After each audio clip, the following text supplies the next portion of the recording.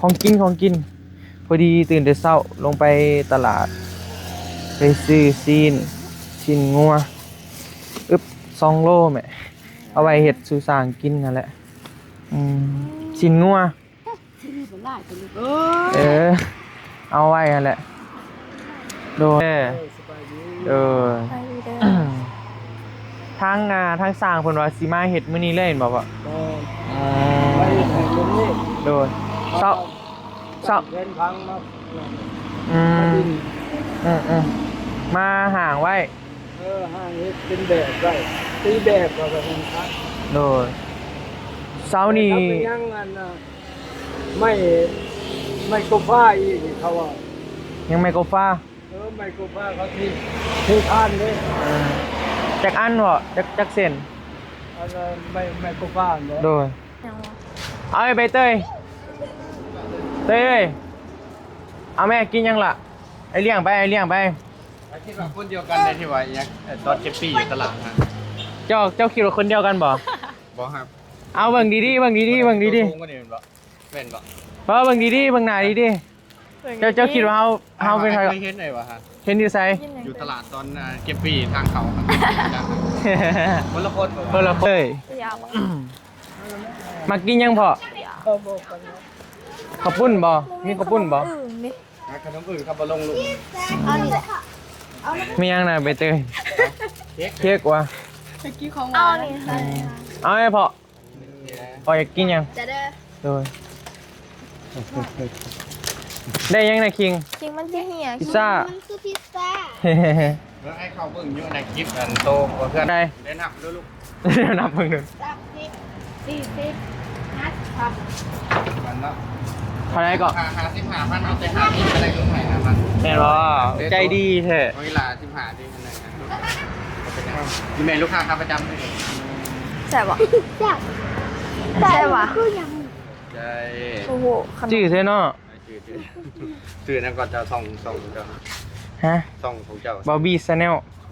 บาร์บี้ชาแนลบีชาแนลเนาะไปติดตามเด้อโอเคจ่ายแรกเงินค่ารถนี่เก็บเอาอยู่นี่เลยเด้พี่รถกันเฮ้ยค่าพี่รถจ่ายแล้วฮะเล็กเส้นพี่15 เส้นแป้นกบฟ้า10 แผ่นเนาะบ่เนาะซีมังเคียว5 เปาลวดนี่ซื้อแล้วลวดโล 1มีจะไป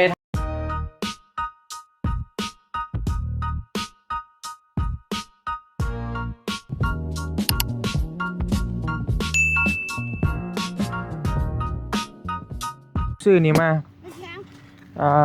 ของกินพอดีตื่นแต่เช้าลงไปตลาดไปซื้อซีนงัว2 โลแม่เอาไว้เฮ็ดสู่สร้างกินนั่นแหละซีนงัวเอาไว้นั่นแหละโดยพอดีตื่นแต่เช้าก็เดี๋ยวมานี่แหละพอพี่น้องมาเฮือนน้องโบเพราะว่าสร้างเพิ่นสิเริ่มมาเฮ็ดมื้อนี้เลยว่าซั่น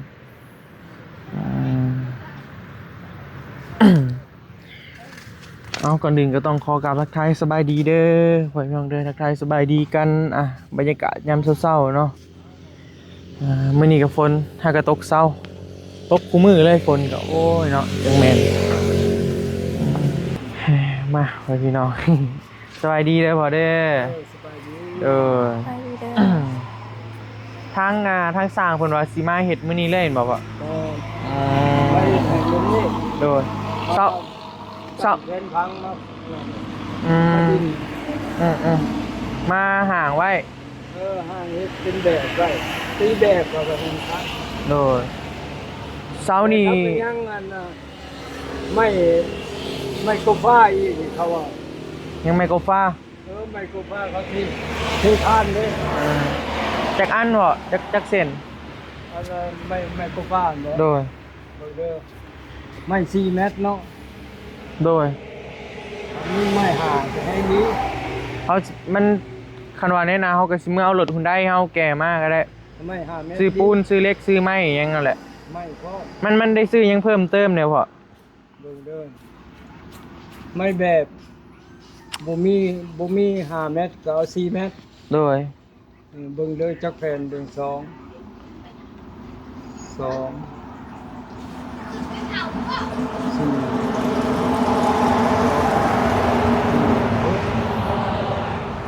เอา6 แผ่น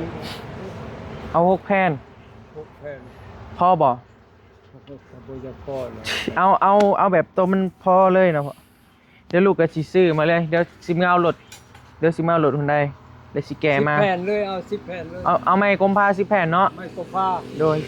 ยาวจักเม็ดก็ ยาว5 เมตร โอเคยาว5เม็ดแล้วก็มีหยังอีกพ่อ คือเว้าก่อนมาแล้วเล็ก มีเล็กเนาะ เล็กจังเลยเล็ก10เอาตื่น5 เส้น เล็ก10เนาะโอเค แล้วก็สิมังเอาหาสอบก่อน ซีมังแดงหาสอบเนาะ บ่แม่นแดง เออ เขียว ซีมังเขียวหาสอบ สิมังเขียวหาสอบ โดยเอามาสำหรับก่อนเนาะพ่อเนาะ แล้วก็สำหรับพาสิเทกันเพื่อน อืม เท่านั้นดอก อืม เขาขุดคุ้มได้แหละเขาดิ่งเขาได้สากได้งมเขาแหละเขาสิเทกันเพื่อน โดย มันฝนตกก็บ่ย่านเพราะว่าเขามีสังกะสีเขาปกไว้ โอเคไม่กลมฟ้า10เซนเนาะ คิดเป็นคิดแทน เอามาเทคานยังเลยเนาะพ่อเนาะ ไม่หน้าเศร้า โดยโอเค เท่านั้นแหละ เดี๋ยวจะหน่อยสิแลนมาซื้อ เพราะว่าเพิ่นบ่มาส่งและมันหน่อยหันนะแฟมให้มาส่ง แม่น ต้องได้แก่มาเอง แกะมาอีก อันออกมานี่50มันบ่พ่อ สิเอาง่ายมา 50 ง่ายจากตัวนั้นน่ะมันระดับเสานี่มันเป็นความกว้างนี่แล้วมันเท่าเก่า5 เมตรนะ โดย 5 เมตรเท่าเก่าย้ายออกจากกำแพง เพราะว่าตัวนี้แหละสิได้คือย้ายตัวนี้มานี้ อ่า ย้ายออกอ่ะย้ายเสาตัวนี้นี่ อืม นี่อันนี้มันนี่50นี่ย้ายแล้วเสาได้มาตั้งอยู่พี่ ข้อไม้กับซ้ำเก่าถอดได้ง่ายไปพุ่นซื้อมันบ่ ย้ายยับออกจากกำแพง อืม เพราะว่าบนนี้แหละสิเฮ็ดเฮือนครัว โอ้ยังมี เงินครัวน้อย มีเงินครัวน้อยอีก เฮ็ดเฮือนครัวน้อยคือเก่า โดย เพราะว่าเพิ่นให้ใกล้มันให้มันกว้างหน่อยนึง โด เพ ย ราะนั้น โอเคต้น ตัวนี้ก็ความยาว ตัวนี้ในเม็ดหนึง เมตรหนึง7 เมตร กว้างเกินอยู่อีก แต่ อ่ะ คุณมาแล้ว7 เมตร โดย นี่ก้อนนี้นี่นี่เขานี่จะตกอยู่พี่เขาจะตกอยู่พี่เพราะว่าตัวกลางก็เลยยับมาเนี่ย50 เซน เสานี่ใส่แบบเก่าเลยแม่นบ่พ่อ แบบเก่าเลยยับเสานี่มาเนี่ย50 เซน โดย แล้วมันมอนนั่นออกไปเมตรหนึ่งเลยมันเป็นห้องหนึ่งอันน่ะ3 เมตร 50 จะหน่อยสร้างเพิ่นมาเนาะ แม่น โอเค มีแต่ซื้อมาสำนักก่อนเนาะ แม่น โดย มันพออันแล้วจังสร้างกันมัน โดยไม่ตัวแบบเขาจะเอามาวางแบบนี้ไม่พวกนี้ก็ได้เนาะ อันนั้นตีแบบ แม่นตีแบบ โอ้ไม้ของเฮานี่มี บ่อึดเนาะ บ่อึดไม้ โดน เขามางออกอะ พอมันต้องใส่ไม้นี่ตีแบบบิ๊กแมันบ่ แม่น อ่า ตีแบบเขาสิว่าเขาสิเน้นเบียก แม่นล่ะเข้าใจเคยเห็นเพิ่นเฮ็ดอยู่ โอเค เดี๋ยวจะหน่อยจริงสิออกไปซื้อไม้พอตู้ก่อนพอพี่เนาะ ตีแบบเขาก็ที่แล้วเขาก็เล่อยู่ที่แล้วแหละ สร้างมาจากคนบ่ มัน3 คนนะ โอ้3 คน คือสิไวอยู่เนาะ3 คนพุ่นเดี๋ยวอันนี้มันบ่ได้เทคานเนาะก่อนเนาะ บ่ มีได้ใส่นะซื้อ พวกเราฟังเลิกเว้ย ฮะ เลิกเนาะนี่ก็เนาะ เลิกนะเสาไม้ เฮ็ดเองเบิดเลยบ่นี่กะ เฮ็ดเองหมดบ่เท่า โอ้ นี้ เก่งเว้ยเบิ่งเราขึ้นหลังคามื้อวานนี่จนอายเราเลยพี่น้องกล้าขึ้นคือเราขนาดว่าเราอายุหลายได้นี่นะอย่ามันฮักบ่ให้ยังเรา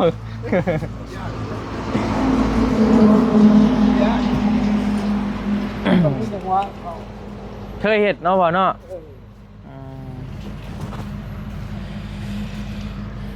ตลาดน้อย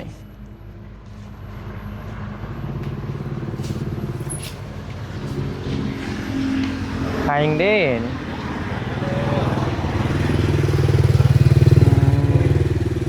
ใช่เป็นมาขายบ่เรือพี่น้อง มาขาย โอ้พี่น้อง เอ้ยมาขาย เอาแม่พอแม่เอามาเอาแม่ล่ะมาเอาเบิ้ลโบเอาไอ้น้ำคิงไปเลี้ยงไปเอาแม่อยากได้ยังขนมบ่โอ้ขักเนาะมีครบหมดเลย กินยังวะ เอาไอ้ใบเตยเต้ยเอาแม่กินยังล่ะไอ้เลี้ยงไปคิดว่าคนเดียวกันในที่ว่าอย่างตอนเก็บปีอยู่ตลาดนะ เจ้าคิดว่าคนเดียวกันบ่ บอกครับ เอาเบิ่งดีๆโค้งก็นี่เป็นบ่เป็นบ่ เพราะเบิ่งดีๆเบิ่งหน้าดีๆเจ้าคิดว่า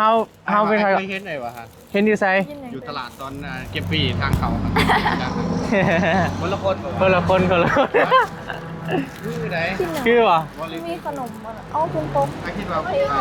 หักจักสื่อยังคนนั้นนะ แม่นบ่กวนบ่มอนะ มันก็กลางๆคล้ายๆกันเลยหักที่ว่าอาทิตย์สูงกว่านี้นึง เอาแม่กินยัง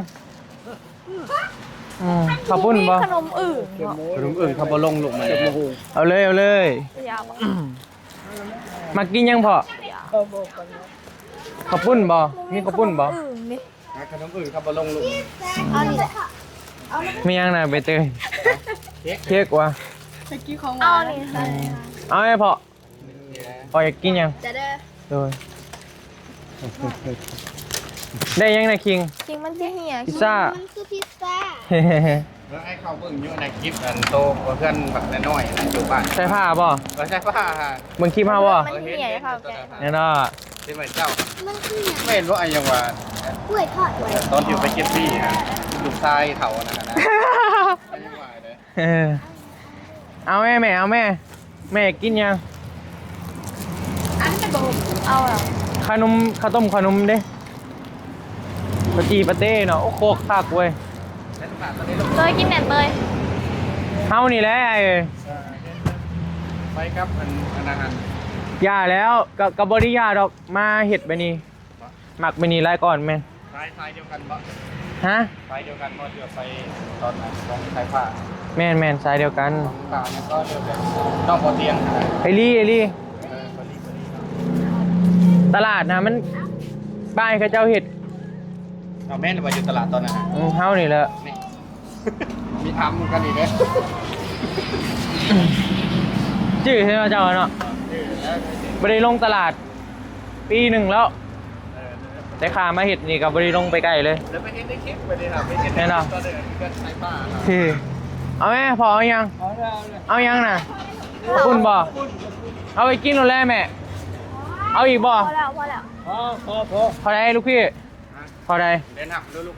เดี๋ยวนับเพิ่งหนึ่ง 40ครับ มันละ พอได้ก็ หา15,000เอาแต่หาที่อะไรรู้ไหมครับมัน แน่นอนใจดีแท้ เวลา15ดีขนาดนั้นมีเมนลูกค้าค้าประจำด้วย แซ่บอ่ะแซ่บอ่ะ ใช่ โอ้โหขนม จื้อเท่เนาะ ชื่อนั่นก็จะส่องเจ้า ฮะ ส่องของเจ้า บาร์บี้ชาแนล ฮะ บาร์บี้ชาแนล บีซาแนลเนาะ ไปติดตามเด้อ โอเคโอเค จ่ายแรกเงินค่ารถนี้เก็บเอาอยู่นี่เลยเด้ พี่รถกัน เฮ้ยขาพี่รถจ่ายแล้วฮะเออ ใช่ขอบใจ ให้เพิ่นพ่อพี่น้องโอ้แต่ตื่นแต่4-5 โมงเช้าพวกนี้นะเต็มในคอกรถอันนี้นะแบบเขาเจ้าจะไปขายซื้อไปขายเขาเจ้าซื้อ3 อย่าง 10,000ไปขาย3 อย่างก็ได้5,000เด้อพ่อโอ้ได้หลายเด้มึงมือได้เป็นล้าน2 ล้านพูกำไรนะไล่เอาเงินน้ำเพิ่นแล้วตะกี้เก็บปี้แต่ขายเห็น YouTube กับบริลงไปใกล้เลยตลาดเก็บปี้แม่เก็บปี้รถจักรเก็บปี้คนขายตาเศร้าตาดแรงเซนูเฮานี่แหละแต่กี้แต่น้อยพุ่นเฮ็ดแต่สำน้ำคิงพุ่น เคยได้ไปตลาดจะเพื่อน สมัยตะกี้ไล่เอาเงินน้ำเหล้าเลยไอ้ ก็เมน ดื้อได้เฮาตะกี้ ชื่อได้อยู่ที่เล็กชื่อ ได้ เครื่องที่เอานี่ เดี๋ยวเวลาจดอีกก็ได้พอ ได้ บ่ยากหรอก เขียนเอาเบิ่ง เดี๋ยวสิเมื่อเอารถหุ่นได้มาแก่มาอันนี้คือ CEO เด้อพ่อพี่น้อง CEO ห้านค้าขายขนมเจโบ CEO นี่เด้อได้พอแกนต้องซื้อไปพอเจ้าบ่ ไป ตัวนี้แหละ นี่ดิ ก็คือ เรียนภาษาง ามเนาะ เรียนภาษาสิ งามเนาะพอเนาะ อันนี้เขียนใส่หนาง ามคือคนเล่นบ่ โอ้ยไม่เท่าเลี้ยงกาแฟน้อยจนกาแฟเดือด แม่นบ่ โน่ เว้าคมเบิดซะอย่างน้อยนี่บ่ให้อายยังเลยกินนมไม่เท่าดูดนมไม่เท่าจนจำกิน จำว่าลูกไม่เท่าแล้วเนาะ ห้องแม่คนไปเป็นก้อนเบาแล้วไปฟาดกาแฟเดือด โดย แล้วฝากไว้ให้ไปเข้าเลี้ยง กินนมไม่เท่า เจ้าถ้ามีไม่เท่าเจ้าบ่ใหญ่เด้อสิบอกให้ซะ นมนะ หักเป็นหลายๆไม่เท่า น้ำโพน้ำเปลวคือกัน โดย น้ำเปลวกาได้ปีไปนะแม่เจ้ากับป้าเขาไปนอนอยู่ให้อยู่นาเพิ่นมีแต่ไม่เท่าเลยเลี้ยงทักมีสิใบที่บอกกินน้ำเปลวเลยไปกินตะกินยา อันนี้ด้วยซะแม่กินแติกุ้งมังกรมานี่กะ ไม่เท่าเลยเลี้ยงเขา เรียก10ตุ้ยเฮา10ตุ้ยแล้วบ่มี10ตุ้ย10จอย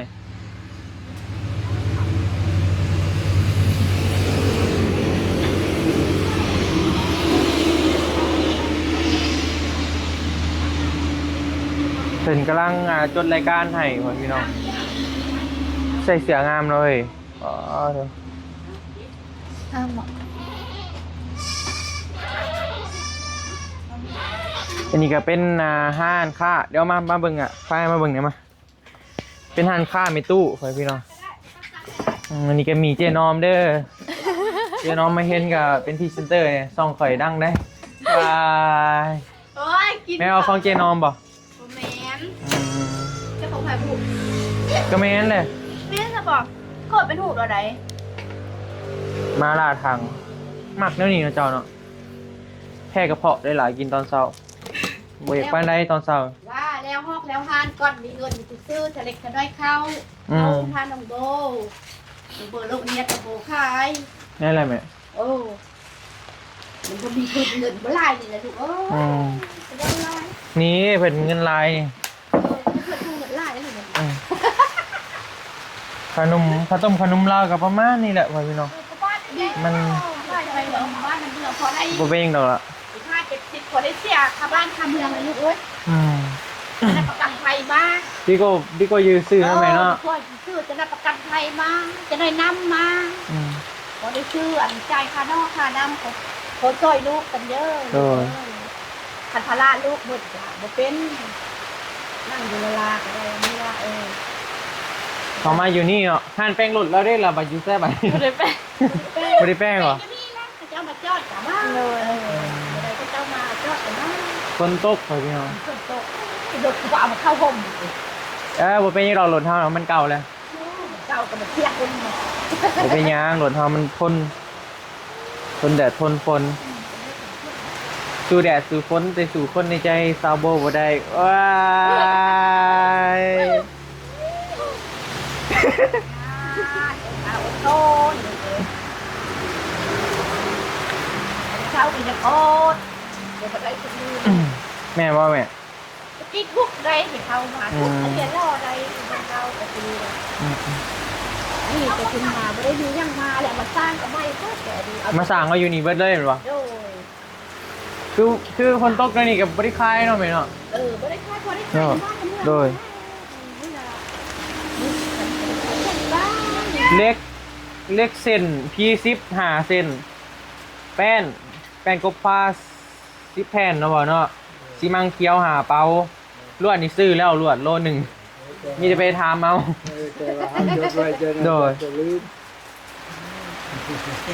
จ่ายเงินยังเรียบร้อยแล้วแต่มือนะลวด ยันจะลืม โดยอ้าว จะลืมจะ คนยังตกอยู่ก่อนจ้อยสร้างกับไม้นี่เนาะมากอะมีเดียจะหน่อยสิไปซื้อแก่มา ไม่ยังนี่ไว้นี่เลยบ่พอหรือว่าคนเข้าไปใน ยังกินได้คนเพราะว่าเจียมไม่ยาวๆที่ว่าเป็นไม้ข่าวตอนเจียวออกมาถอนตะปูเพราะว่าเขาชิมาตีแบบเลย ต้องได้ทอนตะปูออกก่อนเนาะ ตีก่อนครั้งแล้วก็ได้ตัวสั่นเลยเดินเก็บคนเอาไม้เขาจะแหลมเขาตอกรัดตีครั้ง ไม่ตุ๊กตาใครอยู่เราเป็นสร้างเนาะเราหูเบิดง่ายอยู่พ่อพี่น้องเก่งไงเราขึ้นไปบ่กล้าขึ้นคือเราเมื่อวาน พระเจ้าเฮ็ดกันไว้ปั๊บแล้วบ่ได้ยาก กล้าเจ้าเนาะบ่เนาะ เอ้าไม่เคยเห็น บอกกับมาอยู่เราก็ลายแล้วนะพ่อพี่น้อง ว่าพื้น เชื่อว่าเก่งเอ้ย ว่าพื้นตะกี้เฮือนทางล่างทางในนี่มีแต่ช่องผู้เมียเฮ็ดบ่ได้จ้างบ่มีเงิน ว้าวลี หลังคากับตัดเอาเอง หลังคากับแม่กับพ่อ ราคา50,000บ่มีความสามารถสิจ้างเขาดอกเขาตัดเอาเอง คันจ้างสร้างนะ ไม่เขาเอง จ้างสร้าง50,000บ่พ่อ 50,000 อืม เว้าบ่หมดจักก็บ่มีเข้าว่าเท่าไปแปลงรถไถให้เด้อ โดย เอาไม้ ไปบ่เอาเงินมาบ่ บ่ เท่า เอา บ่ เงิน เอา บ่ ไม้ เอาไม้ให้กู10 เซนไม่หาคุณ10 โดย 10 เซนไม่ยาวเท่าไหร่5 เมตรให้ได้10 เซนเขาก็เฮ็ดให้ บ่ได้ดักเทียบ ไม่ห้าวหมดเลย โดย ไปเบิดเถิด ไม่ย่างบ่เอาไม่ห้าวกลัวบ่กิน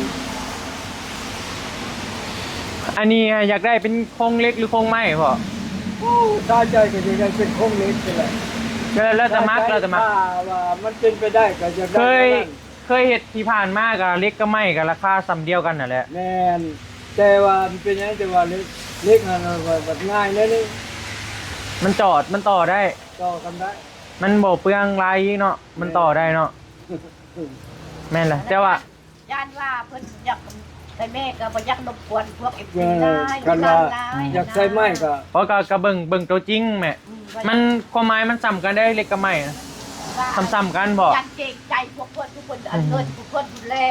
นะ บ่แต่ตอนนี้ก็ยังบ่ทันมีมาดอกหั่นน่ะแม่แต่ก็เว้าเผื่อไว้หั่นนะ จังว่าเพื่อ ถามไว้ คิดเดี๋ยวนั้นนั่นแหละย่าคันว่า โดย พอได้ไหมก็เอาไหม พอได้ไม้ก็ ย่าง เอา บ่ ไม้ ได้ย่างก็ให้ได้ทางเพิ่งก็ย่าหันน้ำ ไม่ได้มุ่งทำไมครับ มันได้ตั้งขึ้นแล้ว โดย อันนี้ได้แผ่นสังกะสีคงหลังคาแหละก็ย่า เนี่ย ก็ เรื่องก่อน่ะ สบายมาก บ่ยาก ก็เองก็ได้ บ่ยาก ก่อเองก็ได้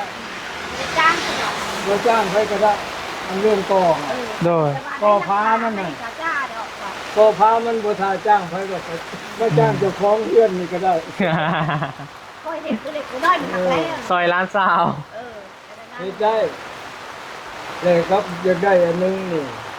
เมื่อเห็นในนี่อยากได้วงกบวงเยี่ยมพร้อม อืม อืม อืม พอมันจะมาก่อแล้วมันต้องมี ถ้า วงเยี่ยม ถ้าเป็นไปได้อยากได้โครงเล็กเนาะพ่อเนาะเพิ่นเฮ็ดเป็นบ่สร้างบ้านเฮา คง ตัว เล็ก ตัวแม่นตัวเป็นมางามเลยเนาะ เบิ่งเพื่อนข้างหลัง โอ้เพื่อนทางร้านเป็นโครงเล็กว่ะ คงเล็ก โอ้แม่นว่ะ เล็กหมดเลย เฮ็ดเขาเฮ็ดเป็นช่องคิดถึงแล้วเรียบร้อย สอง อ๋อ เดื เพื่อนข้างหลัง เพื่อนหลัง ใน บางใหญ่ บ้าน ในบ้านข้างหลังเรื่องครับไปร้านที่หนึ่งร้านที่สอง อืม เป็นร้านโมเดิร์น โดย เราเฮ็ดไว้คราวเดียวแล้วเอาเก่งเลยเนี่ย เก่งเครื่องมือเขามีอัน ช่องคิดเขาเฮ็ดแล้วเหือนหลังแบบไงค่ะเพื่อนในไส้จะรู้จักว่า ที่ เพื่อนในไส้ เพื่อนแม่สมุย เพื่อนในขโมยใครเถื่อนบ้านนี่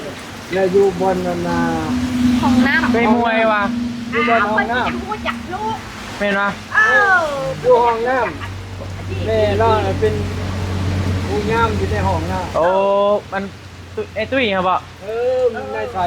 ใส่ตัว ส่วนหลายเขาเจ้าฮู้เฮาแต่เฮาบ่ฮู้ รู้จักอันใครเถื่อนอันใคร คนในตลาดนะฮู้เฮาเบิดเลยแหมเพราะใหญ่มาเลยน่ะเด้ เจ้าก็ว่าอยู่ว่ารู้จักรู้อันนี้เลยจัก ใหญ่มาในตลาดนะ ทีนี้มันอยู่ในตลาดเจ้าเอาเดี๋ยวนี้จะพ่นกับบริยูมันไปเฮ็ดเรียกอันนี้ฝ่ายอันนี้ ดู นั่นแหละพ่นนั่นแล้วว่าเฮ็ดให้แต่ว่าก็ยกมือกระทู้แล้วเพิ่นบ่ได้ทิ้งบ่ได้ปะก็ได้ว่าซอยเรือพ่อแม่พ่อบ่มีแต่แบบนี้แหละหมดชีวิตพ่อแล้วก็บ่มีแล้ว สร้างนี่เป็นหมู่พอเองบ่พอเป็นพี่น้องบ่ เป็นพี่น้องเป็นลูกหลานนี่แหละ โอเคเว้ากันง่ายเด้อ ว่า จ้ะ กันง่ายลูกหลานฮักแพง แม่นเลย เอาแป้งอยู่ในบ้านนี่แหละ กินสุกกินดิบมันพระเจ้านั่นแหละบ่มีหยังพระเจ้าก็มาหา ย่ามเขาบ่มีอะไรนี่ก็มาหา เขาบ่มีก็ไปหาเขา ถ้าเข้าถักแทนกันมีคือน้องบริทิ้งขันว่ามีเรียกเด้อเข้ากับมา มาซอยเนาะ ขันว่า ช่วยเขาเอิ้น เข้า มา เป็น ดอก ที่เด้อเข้ากับมา คือปืนคือไฟเฮามันคัดของนั่นนี่ เข้าผัดเป็ด มาร ถ มาว่ะ เป็นไปเลยบ่ คือปรับเรียบร้อย ต่อคือต่อไฟนะ โทรทัศน์พัดลม โด บ่ ย เป็นเรียบร้อยโทรศัพท์มันนั่นน่ะอันนี้มันมาปรับมาแปลงให้ พอละทัดตายหมดบ้านเลยกับไปห้ามันพอละซับพี่กับไปห้ามันเข้าวันเลยเขาก็ไม่ได้เอาเงินเลยเจ้าก็ไม่ได้เอาเงินเอาครับจักรีกับเพชรให้ละล่าด้วยเนาะ บัดนี้เขาเป็นหันเป็นหนี้เขามาบ่ทาเอาเงินน้ำสไลด์ทามึงกันบ่ผู้เดียวต้องซื้อออกไป ที่เจ้าที่ข่อยเนาะ ข้าวผัดบุฟเฟ่ห้ากะเพราอีกรถ ยกจังลงเป็นมาหาผู้เฒ่านั่น เป็นขันกะเพราอีกรถกะเพราก็ไม่ได้เอาเงิน ที่เจ้าที่ข่อยเนาะ เจ้าจะค่อยจะจ่อยจะไปตรงนั้นเลยลูก โดย ทุกคนช่วยๆกัน แต่ว่าฝนตกมื้อนี้ฝนเช้าคือสิมาอยู่แล้วเนาะ เขาตีแบบกับบ่โดน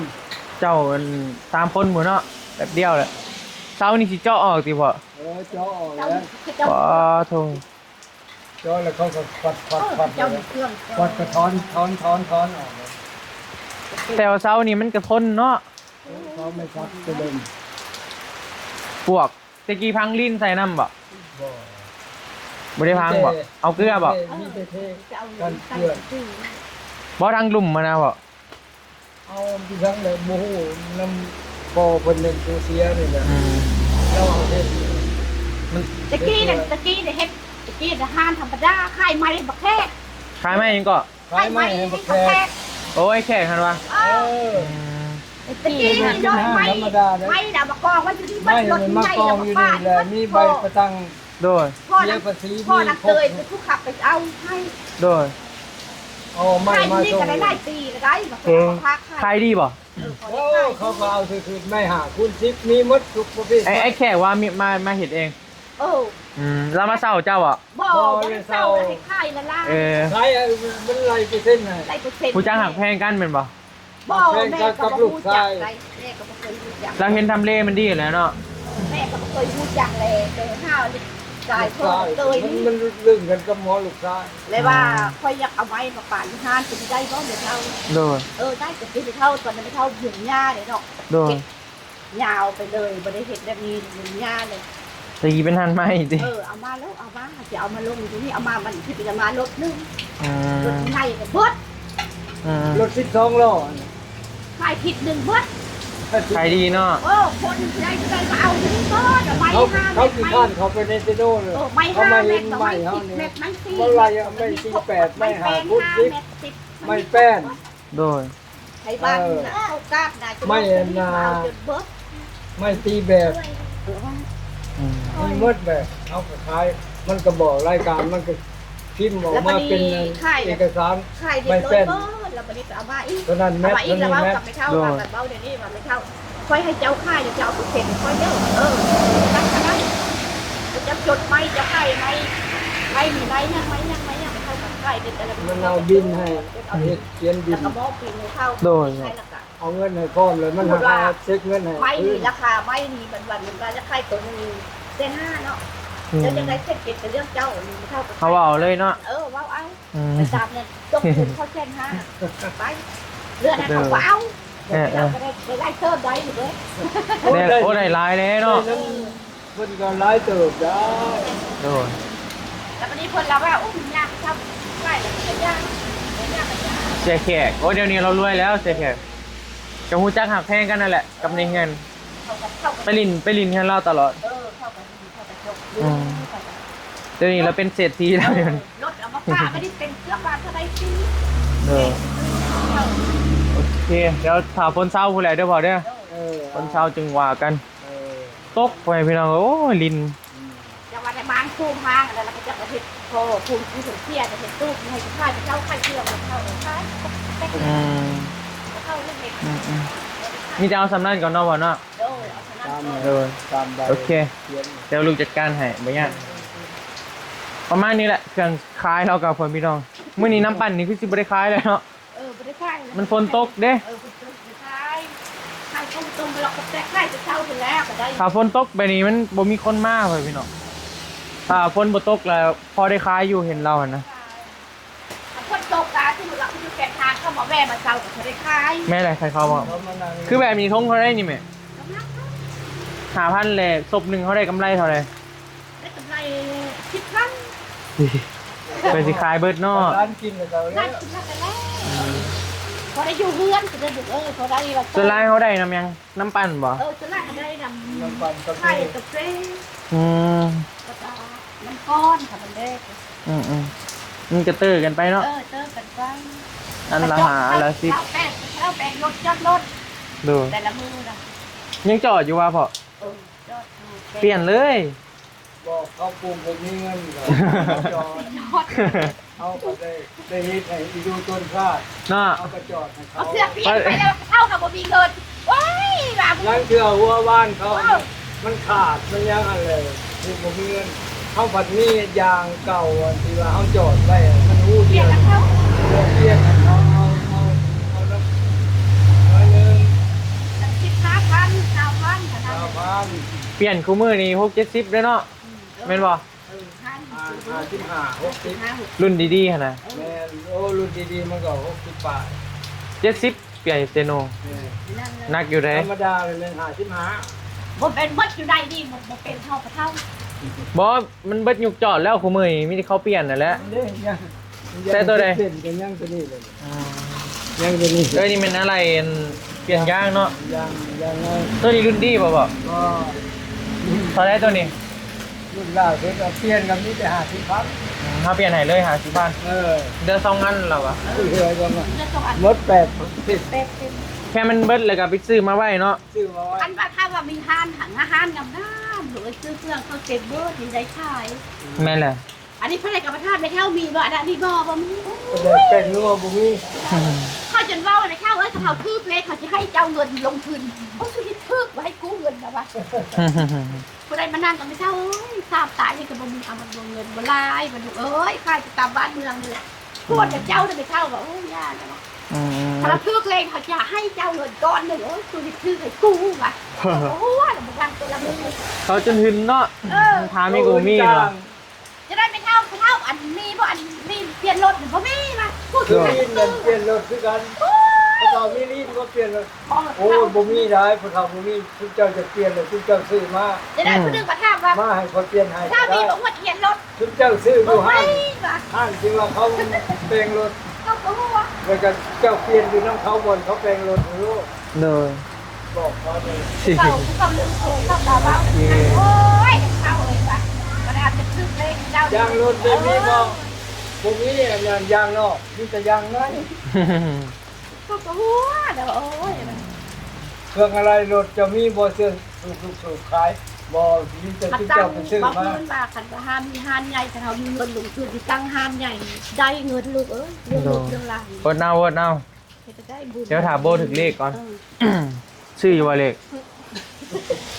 ยาอะไรสมัยบ่มีความหวังเนาะ ซื้ออันหนึ่งอันหนึ่งไปลูกเอ้ย โอเคเดี๋ยวแม่เด้อเราจะหน่อยไปซื้ออันน่ะก่อนถ้าเบิ่งก่อนพอพี่น้อง ปลาโดยถ้ากระยากันอ้อ โดย แล้วมันสิได้บ่ ฝนตกไปพี่น้องเอ้ยแล้วจึงว่ากันปะสำหรับคลิปนี้ลำไรเด้อพ่อพี่น้องเด้อเดี๋ยวพอกันที่คลิปใหม่เดี๋ยวสอบไปซื้ออุปกรณ์เพิ่มเติมให้ทางประตูเพิ่นก่อนปะบ๊ายบายเด้อสวัสดี สบายดีเด้อ